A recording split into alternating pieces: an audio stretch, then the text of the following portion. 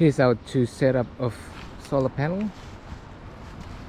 One is Blue AC, one is Ridge Rider. Ridge Rider. So that's the Ridge Rider blanket on the top of the car. That doesn't have a solar controller, but it's plugged into an Engel battery box, which does have a solar controller. So, and that's different to the Blue Eddy one, which has its own solar controller. And I don't know, the connections aren't, what's the word, copyrighted? I don't know. Anyway, they're not exclusive to Blue Eddy, but they're not an Anderson plug, so you do need a special connection to get it to connect to the Blue Eddy battery, and probably to any other battery as well. But I think that's an MPPT controller. MPPT. And the Blue Eddy charger is faster? That solar panel actually is really good. I was amazed at how quickly that charged up the battery. I mean, I can't tell you what it's pulling in at the moment, but I do know that we've used it once or twice before, and we charged the battery from 40% to 100%. You know, I think three maybe 4 hours of really good sun. It was like just spectacular. This thing's a little bit slower, but it's charging a battery which is in the car, which we use to keep the fridge going, and that's actually plugged into a cigarette lighter. Connection inside the car. So whenever we're driving, the battery, the Engel battery that's running the fridge, is charging up. But if we're not doing a lot of driving, we do need to get the solar out occasionally, because the battery by itself will only run the fridge for say 2 to 3 days without a recharge.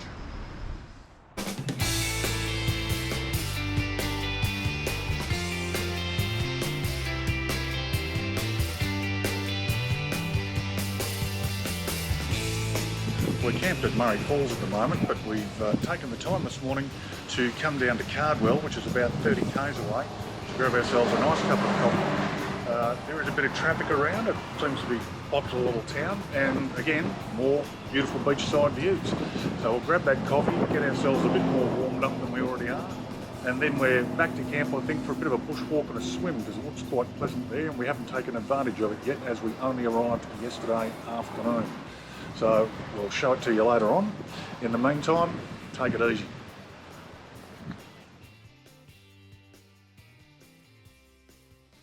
This is obviously tourist town, as you can see. It's a lot of bustling place.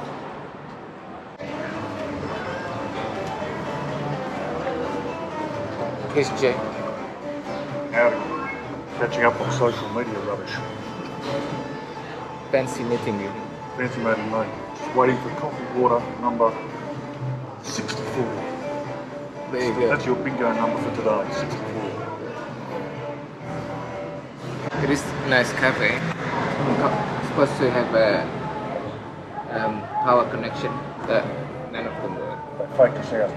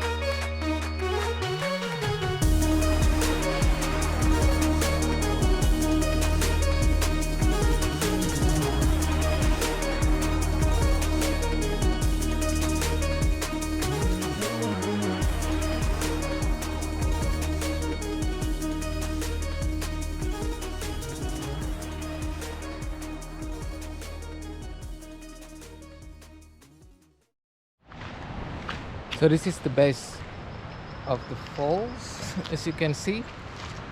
But it said no swimming.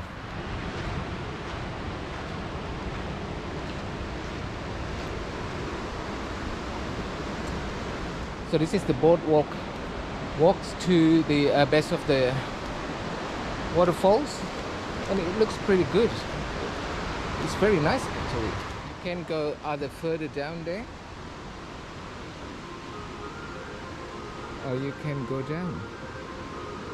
I'm gonna go down.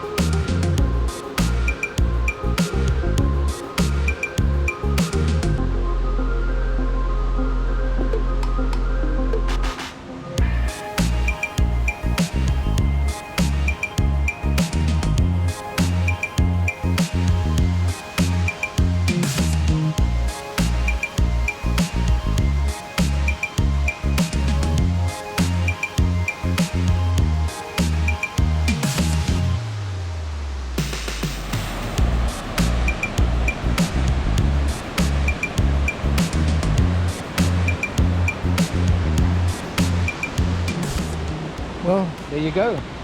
We can get access to this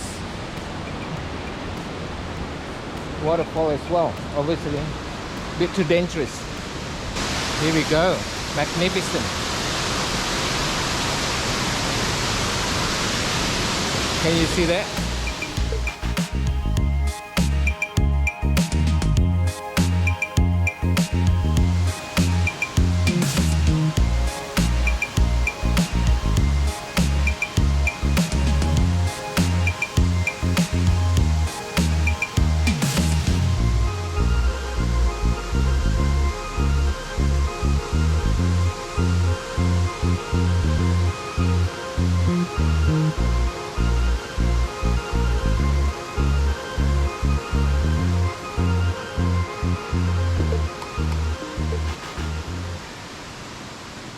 So this is the way to the swimming hole.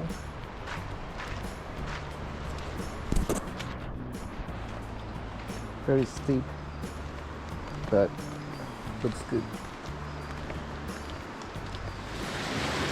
It's starting to feel like every campground we stop at has its own private creek and waterfall and swimming holes, and it's really quite different to Victoria. Like, you know, we have our creeks and waterfalls, but they're not quite as robust in their flow as they are up here. I'm not sure if this is a result of recent Queensland rains or whether or not this part of the world actually missed those rains, but yeah, they do have a much higher degree of flowing water than we're used to down south. The water apparently is a little bit cool. I'm not much of a one for getting wet. Bash might get in later on, but I'll just be enjoying the sound and the sight of the flowing water. And there's another swimming hole just down the road from here, or just a quick walk from here. We're going to go and take a look at that too. These swimming holes are all at the Murray River campground. You can either book in at the campground. It's a Queensland National Park thing, so it's not that expensive, but you do have to book to get a campsite. But there's also a day use area where the car park right next door to where the paths are down to these water holes. So you can make use of that if you're not camping for the night, and come and enjoy the nature here anyway without having to camp for the evening. It can be a stopover. It's really not. It's only about an hour north of Townsville and an hour and a half south of Cairns. So yeah, if you're in those areas, an ideal place to stop over.